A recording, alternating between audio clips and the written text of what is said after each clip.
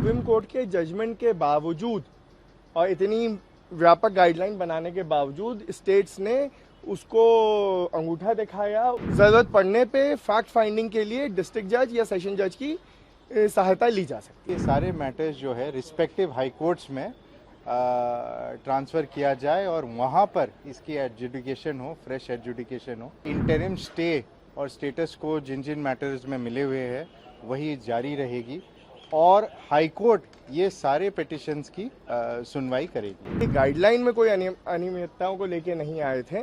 हमारे केसेस जो हैं जो सुप्रीम कोर्ट में थे वो कंटेम्प्ट के थे। हमारा कहना था कि सुप्रीम कोर्ट के जजमेंट के बावजूद और इतनी व्यापक गाइडलाइन बनाने के बावजूद स्टेट्स ने उसको अंगूठा दिखाया, उसको मानने से इनकार किया और बहुत सारे केसेस में बिना गाइडलाइन को फॉलो किए हुए इन बिल्डिंग्स का, मॉन्यूमेंट्स का, मस्जिदों का, प्लेसेस ऑफ वर्शिप्स का डिमोलिशन हुआ है। तो वो केसेस आज लिस्टेड थे यहाँ पे। तो कोर्ट का क्या आदेश हुआ? कोर्ट ने आदेश ये दिया, क्योंकि बहुत सारे केसेस में फैक्ट्स पे सवाल था, ये था, तो उन्होंने ये कहा कि ये सारे केसेस, ये पूरी paper books high court, jurisdictional high court में भेज दी जाएंगी, क्योंकि कुछ केस राजस्थान से थे, कुछ केस यूपी के थे, कुछ दिल्ली के थे, कुछ वेस्ट बंगाल के थे, कुछ महाराष्ट्र के थे। तो उन वहाँ के हाईकोर्ट्स में भेज दिया जाएगा। हाईकोर्ट्स को ये कह दिया है कि वो इसे, क्योंकि वो कंटेम्प्ट सुप्रीम कोर्ट का होता तो वो एंटरटेन नहीं कर सकती थी, तो उनको कह दिया कि वो एंटरटेन कर सकते हैं। और साथ ही साथ ये कह दिया है कि ज़रूरत पड़ने पे फैक्ट फाइंडिंग के लिए डिस्ट्रिक्ट जज या सेशन जज की सहायता ली जा सकती है। तो इसका मतलब है कि जो भी कंटेम्प्ट पिटीशन यहाँ डाली गई थी वो सारी अब कंसर्न हाई कोर्ट सुनेगी? जी, वो सारी कंसर्न हाई कोर्ट सुनेगी। अभी फाइनल ऑर्डर आया नहीं है। जब फाइनल ऑर्डर आ जाएगा तो उस पर ज़्यादा क्लैरिटी रहेगी। उसमें ये ऑर्डर पास हुई है, honourable chief justice of India ने पास किया है और उनका ये प्रस्ताव है जिसको अभी तक फाइनलिटी नहीं दी गई है। बेंच का ये सुझाव है कि ये सारे मैटर्स जो है रिस्पेक्टिव हाई कोर्ट्स में ट्रांसफ़र किया जाए और वहाँ पर इसकी एडजुडिकेशन हो, फ्रेश एडजुडिकेशन हो।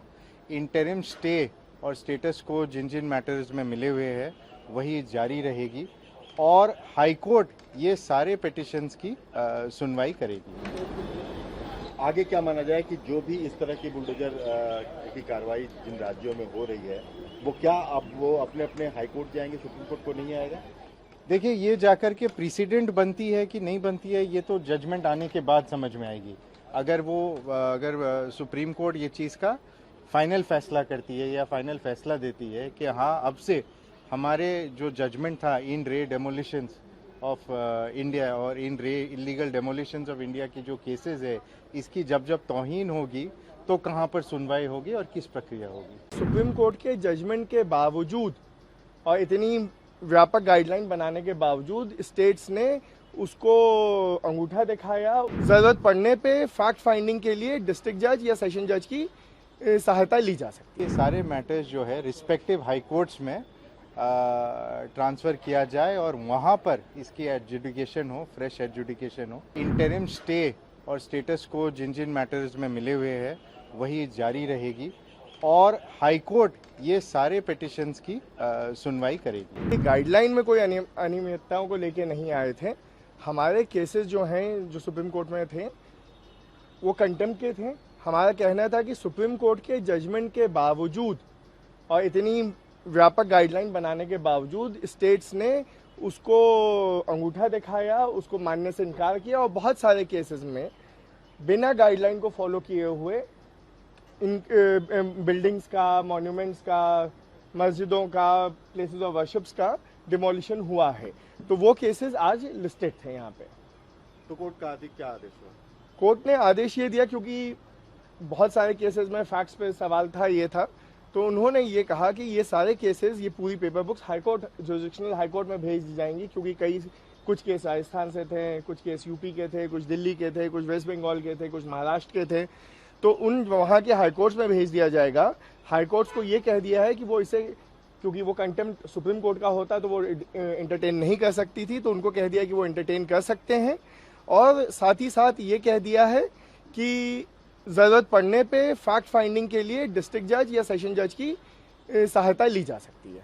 तो इसका मतलब है कि जो भी कंटेम्प्ट पिटीशन यहाँ डाली गई थी वो सारी अब कंसर्न हाई कोर्ट सुनेगी। जी, वो सारी कंसर्न हाई कोर्ट सुनेगी। अभी फाइनल ऑर्डर आया नहीं है। जब फाइनल ऑर्डर आ जाएगा तो उस पर ज़्यादा क्लैरिटी रहेगी। उसमें ये ऑर्डर पास हुई है, honourable chief justice of India ने पास किया है और उनका ये प्रस्ताव है जिसको अभी तक फाइनलिटी नहीं दी गई है।